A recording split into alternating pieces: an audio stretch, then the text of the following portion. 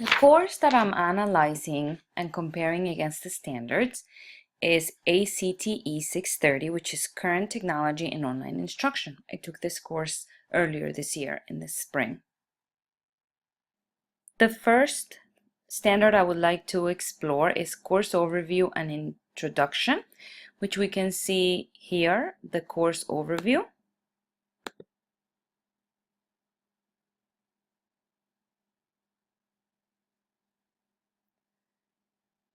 And also the learning objectives as well, standard 2.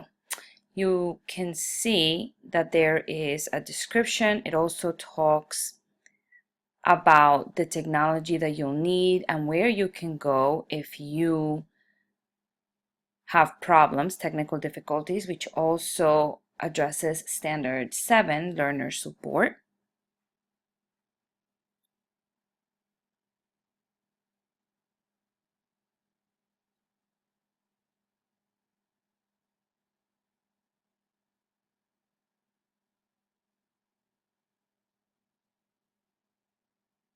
This is the course syllabus, and it addresses the description and the goals of the course.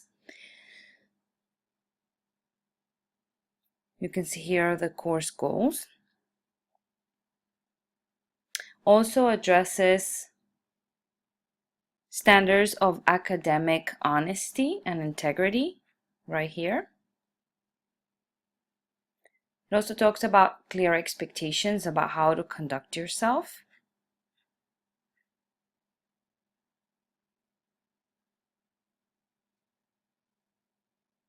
Also, for clear expectations, we have the due dates and how everything will be assessed, which also addresses the standard 3, assessment and measurement.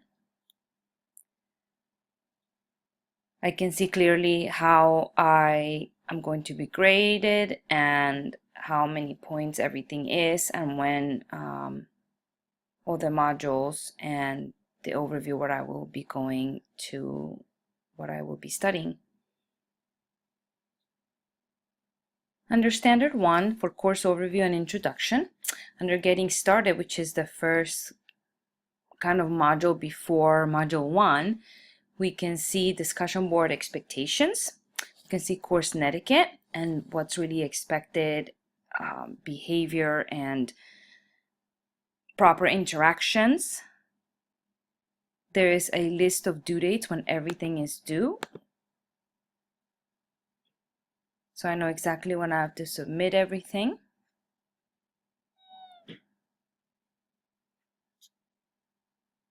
Also, Standard 7, Learner Support, I can see there's an orientation video so that I know how to work D2L so that I can properly access all of the course materials.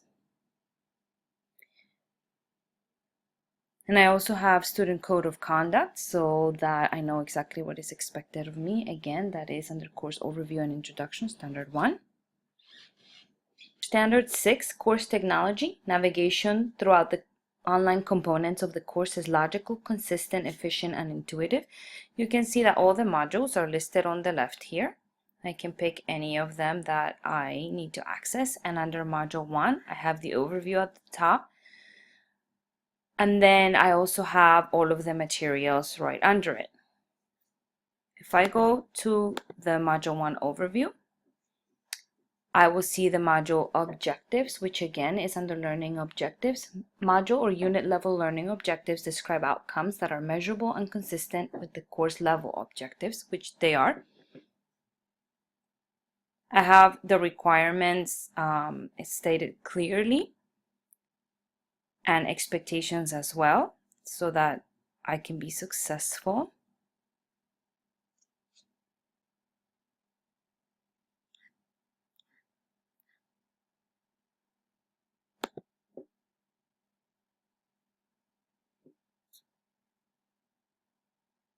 And then also under Module 1,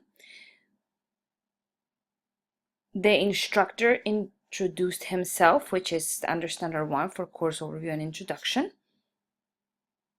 And then we introduced ourselves and we had to read or watch other people's introductions. So here's the instructor's introduction right here. We also see Standard 5, Learner Interaction and Engagement. Most specifically, learning activities provide opportunities for interaction that support active learning and collaboration. If you click on any of these, you can see that we were expected to view at least 2 of our classmates' videos, and then we could respond and interact. And you also see the instructor that interacts with the comments and provides constant feedback. This also addresses Standard 6, Course Technology. Course design takes advantage of current technologies, tools, and media. And this required us to use a current technology that we can easily use with our students as well, called Brainshark. Under Standard 4, Instructional Materials, the instructional materials prepare students to meet standards and or other accepted content standards. And under Module 1, we are introduced to the standards for online teaching, which if we're going to meet the standards, we have to first know the standards, which is great.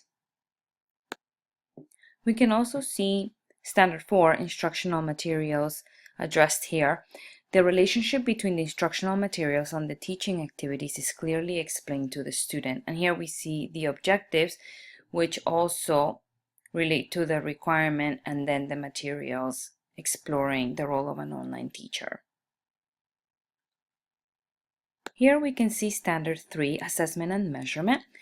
Under multiple methods of assessment, strategies are selected based on the specified learning objectives and student need. Here we see multiple ways of being assessed, like one was watching videos, creating a Brainshark, and also participating in a module discussion. Over here we have a reflection paper. Over here we have visiting an online classroom. Here we had to create a screencast. And then here we had to actually deliver an online lesson. And then down here we had a poster session. That was our final assignment, where we used different technology tools to post what we learned throughout the course. And so that is a lot of different methods of assessment. Number 5, Learner Interaction and Engagement. Most specifically, 5.3, clear standards for instructor responsiveness and availability are communicated to students. We can see the contact information, and also that we can do chat, or we can schedule an appointment as well, and so we know exactly when we can contact the instructor. We see Standard 3, Assessment and Measurement, addressed again here. It says assessment strategies and tools allow the student to reflect on his or her own progress towards mastering learning objectives and course requirements. We can do this by going under the Assessment tab, and you can look at user progress. You can look at the grades that you have received, and so you can clearly see where you really stand with the course.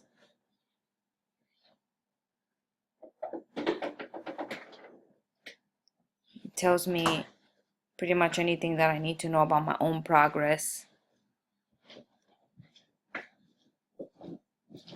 The final standard that I would like to evaluate is Accessibility, Standard 8.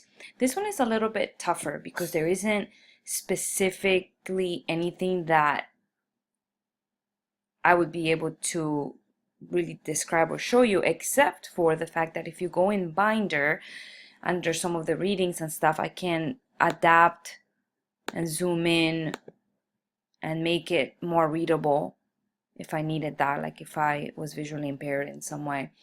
But also you can use different accessibility software to do like text to speech and things like that, that you can apply to some of these things. And also there's a variety of course content in different ways. For example, here we can watch a video or I guess listen to a video if you had to do that. And you can also turn on, with YouTube, you can turn on things like closed captioning and things like that. So that addresses the accessibility standard.